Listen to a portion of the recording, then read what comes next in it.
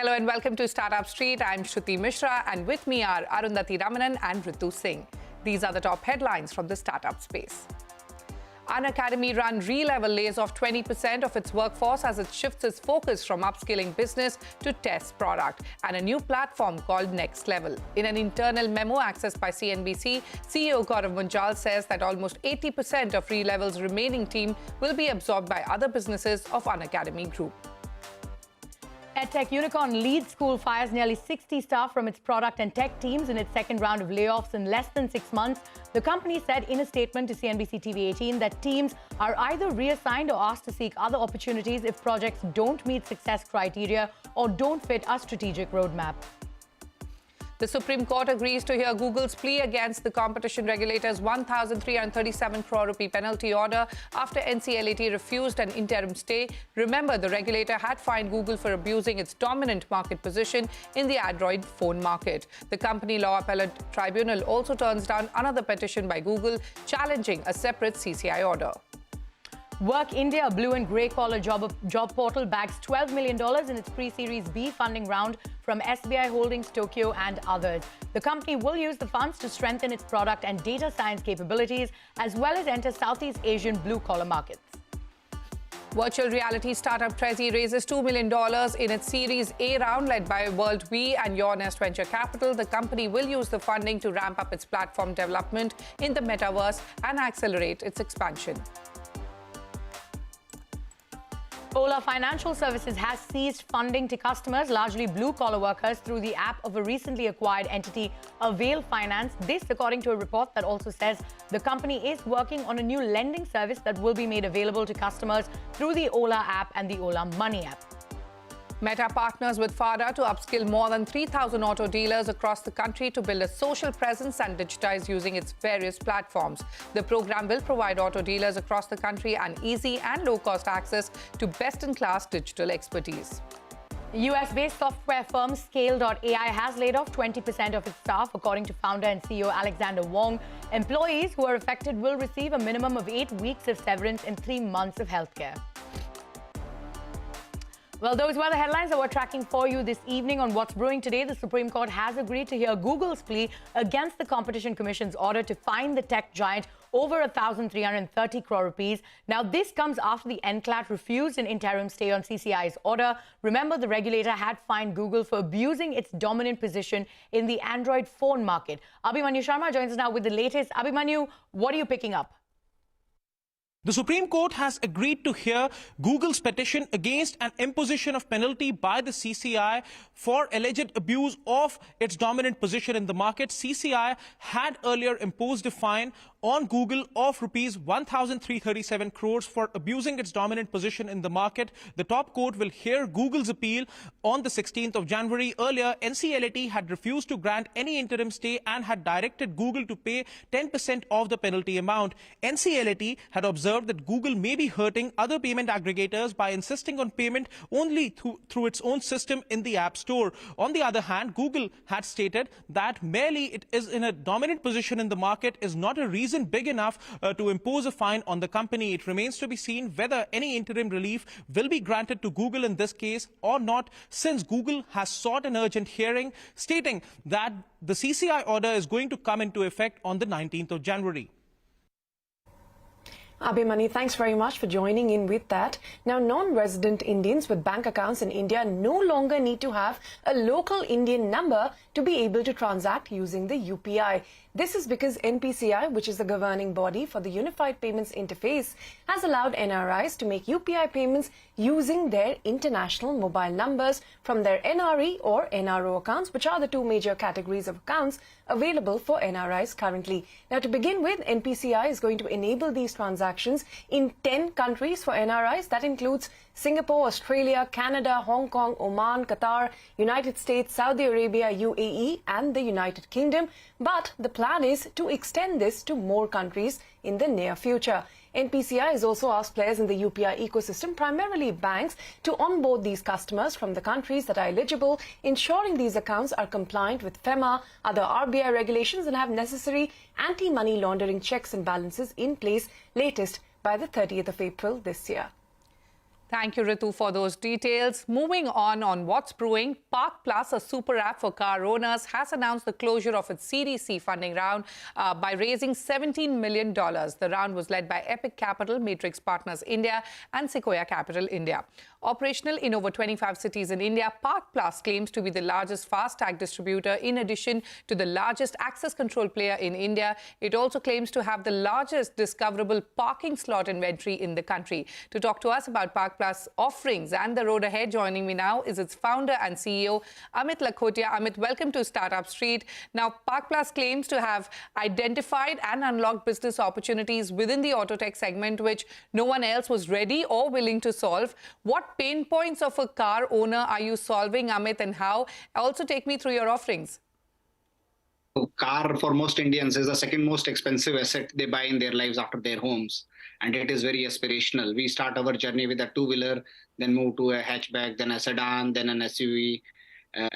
Things keep happening. Everybody is very excited when they buy a car. But what happens is once you have bought a car, the day-to-day issues around cars, starting every morning, the car wash guy doesn't turn up. Then when you go to your office, that is a point of time you can't figure out parking. Yes. You have to park on the road. On the road, you can't figure out how to manage your challans. If your car gets stuck on the road, you don't know whom to call. India is not a DIY, do-it-yourself country. What does that mean is we always want a friend, always want assistant to solve for our problems. And that is where Park Plus comes in picture. We are integrating multiple services starting from parking, access control, FASTag, car wash, challans, and so on and so forth, gradually going into insurance, servicing, and this is all what we are doing, integrating with the existing ecosystem. Itself. All right, Amit. So like These you are said, the services which... Yeah, like you said, you're helping car owners solve challenges such as finding a parking spot, tracking challans, recharging FASTag, renewing insurance, car cleaning, and a lot more. And you currently have over 60 lakh car owners on your app today. Talk to me about your partnerships. What is the model that you have with them, be it the government bodies, auto OEMs, car insurers, maintenance providers, or even banks?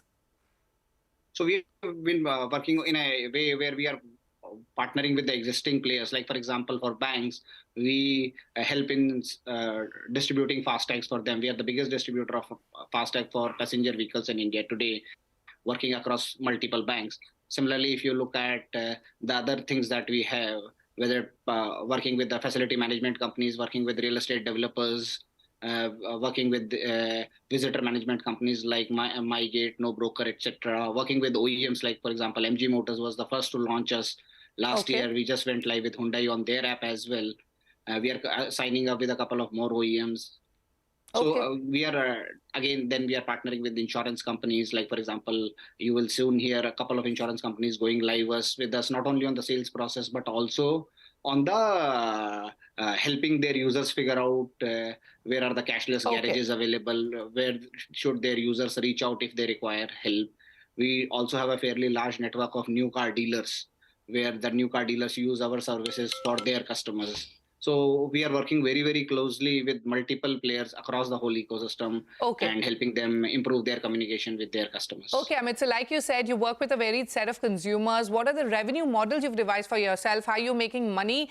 And which vertical is the biggest revenue generator for you? Is EV, charging, you've set up charging EV stations going to be the big focus area now? And where do you see it going? So we make money at every transaction and every interaction. Like, for example, our access control business, where we get paid by the respective property, whether it is today we are the biggest access control player in the country, more than 3,000 plus installations across 6,000 plus access control solutions being put over across residential societies, corporate, malls, etc.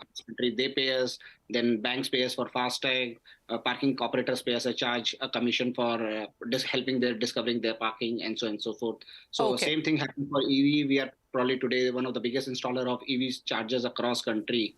More than 500 plus EV charging hubs have been put in by us in last 6 months on 3 cities.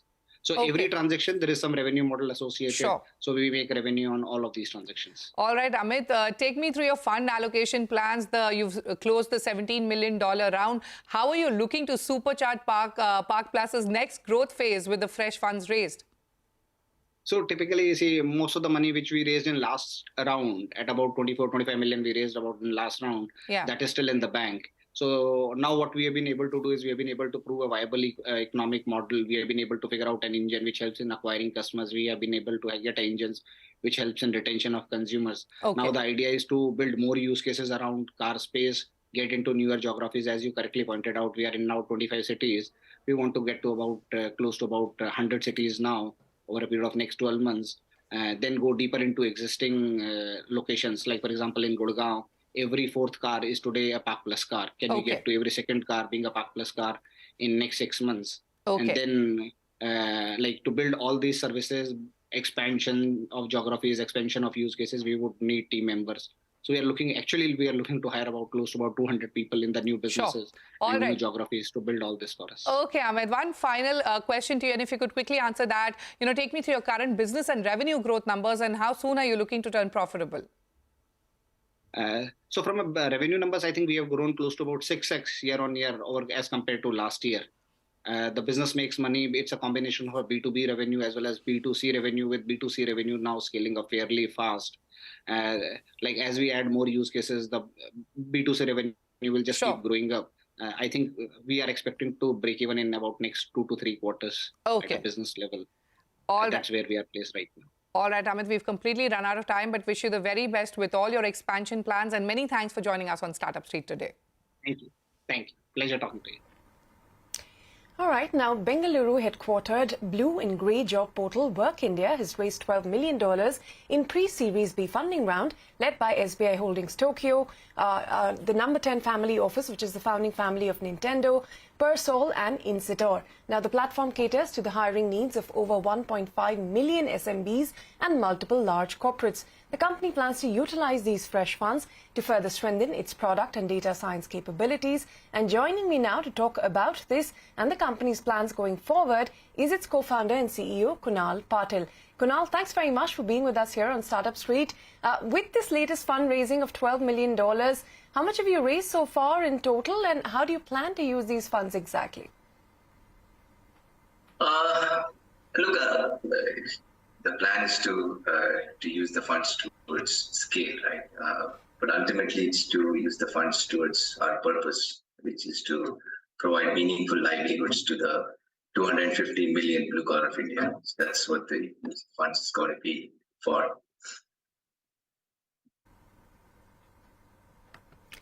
All right, Kunal, you also plan to expand into... Yes, you also plan to expand into new geographies thanks to these funds that you've raised. Have you already scouted what exact locations, and what is the plan on that front? Are you looking at other geographies outside of that as well? Yes, we've already done that process. What we found is that the model that we built in India is quite replicable across a couple of countries in Southeast Asia. So we've not only scouted some of the countries, we're also in active negotiations and conversations on how to roll out and implement. All right. And, now that you're thinking of expanding overseas as well, what would be the India is to international revenue mix that you're looking at in the short to medium term? That's early to tell. We'll have to see how it pans out. Our India revenue has been growing hugely, right? We've grown 100% plus. Our margins have grown 5x. Will the international expansion hold the same promise is something we'll have to see as we implement. All right. Margins have grown almost 5x, but we'll have to see how that revenue mix plays out. But, tell us more about the company itself, because you claim to use fraud detection technology to eliminate any margin of frauds in hiring, and you also use technology to reduce attrition. Simply put, how are you using technology to ensure this, and what would you say is the company's USP? Look, if you see historically, the blue-collar worker has always been cheated by the middleman, asking for 1,000 rupees, 500 rupees, and saying, I'll give you a job. These promises were never met. The first thing that we do is we've been able to eliminate fraud jobs. And there's a fairly complex technology which goes behind that. It uses close to 400 million attributes a month, 500 million attributes a month, to just make sure you track and remove fraud technology. On your second question, reduction of attrition. If you see, we cater to SMBs, right? And we until date we've catered to close to 1.3 million, or close to 1.5 million SMBs. The biggest pain point in terms of attrition comes from a location mismatch. And so we've been able to build an in-house technology where we're able to give them blue-collar workers within a significantly better proximity compared to any online or offline platform. I think that's one of the largest drivers of attrition. That's what we've been able to drive down in the past 5 years. And it's all technology too. Technology and data, of course. As you get more data, you get better. Yeah. So you're geotagging and making sure that employees stay where they are hired, and also analyzing almost 500 million data points to ensure that frauds are prevented. But, is this demand for blue-collar workers, for gig workers, for instance, is it holding up after the pandemic? Or, because of the funding winter that we've been seeing and companies really tightening their purse strings, has the hiring slowed down? Look, 90% of our business comes from SMBs. So the funding winter has not impacted them at all. So we don't see that slowdown coming there. Large enterprise business, we have seen a slowdown, but that's just 10% of our business. So it's much smaller. All right, Kunal, thank you very much for your time here on Startup Street. We have to wrap up on that note. I'll toss it back to Shruti in the Mumbai studio. Thank you, Ritu. It's time for us to head into a short break. But coming up next, we put the spotlight on PeopleTree's $6 million fundraise in a chat with the company's founder, Anish Williams. That and much more when we return. Stay tuned. Welcome back. You're still with us on Startup Street. Now, PeopleTree is a live commerce platform that connects India's artisans and their craftsmanship to global consumers. It has raised seed funding of $6 million in a round led by Eleva Equity. Founded in 2022, PeopleTree works with artisanal communities and content creators by aggregating supply through a cluster-based approach, creating demand and managing the entire supply chain and logistics to global consumers. Joining me now to discuss the company's plans to grow the platform and its fund allocation is Anish Williams, the founder of PeopleTree. Anish, thank you so much for joining us on the show today. Like I said, you're a live commerce platform that connects India's artisans and their craftsmanship to global consumers. So what's your business model? How are you helping Indian artisans reach the world using technology? Thank you so much for having me on your show and hearing our story. So I'll tell you, here's our take on the business. So one, we are extremely excited with the demand that exists for bespoke, handmade, and unique products. It's a massive demand, and this demand is actually scaling up even more with climate protection becoming a focused discussion item. Everybody's talking about climate protection. There are increased number of people who are looking for sustainable lifestyle and product options. So this demand is roughly about $700 to $800 billion, and thanks to climate agenda, it's becoming even bigger. India, on the other hand, has the largest supply of creative entrepreneurs or artisans. They're producing the most fascinating goods using sustainable processes, sustainable materials. So we've got a huge demand of about $800 billion. You've got about 200 million artisans in India who are producing some of the most magical stuff. And we feel that India is going to dominate this demand over a period of time. Very excited that this demand is going to be met by India. Right, so there are existing market linkages. These market linkages are primarily your export economy, which basically connects the artisan pool and the supply they have to offer to the demand globally. Absolutely. The challenge that we see with the export economy is that it's very buyer first. It's all sort of catering to the fashion house, it's all catering to the buyer there, and they're not necessarily artisan focused. And I think for us to be able to truly dominate the massive demand for bespoke products that have a story behind it, we need to establish new market linkages. Absolutely. So at PeopleTree, we are set to establish a new market linkage, which helps us to play a far more meaningful role in this global demand. And how do we look at this? We sort of feel that the customers who are actually buying products are really buying the product because of a great story behind it. They want to understand the processes used. They want to understand how sustainable it is. Yeah. So like you said, you're trying to create new market linkages at People Tree, and the demand is huge, and we just have so many things to discuss. So if you could quickly tell us, you've raised $6 million in seed funding. So how do you plan to use the funds? Onboarding content creators is on top of that list? That's correct. So there are twin flywheels of our business. We see the artisans have products with great stories. These stories need to be amplified. So that's part one. So we go back and we sort of bring more artisan clusters on board. We document their stories. We record videos of behind the scenes in terms of how these products are made. That's one part of where the capital deployment is going to happen. The second part is these stories need to be told. So we get content creators to come on board saying, why don't you amplify the stories? These content creators for us are going to be across the world. We have content creators in India. We are actually now this month going to be launching content creators in the US. Give you an example, we got a content creator who's a TikTok influencer based in the US, excited to be representing a community in Kutch, telling the story of the Kutch community and the fascinating work they do on sustainable products. So we start building content creators across the world. We want to have content creators amplify the story of Indian artisans across the world.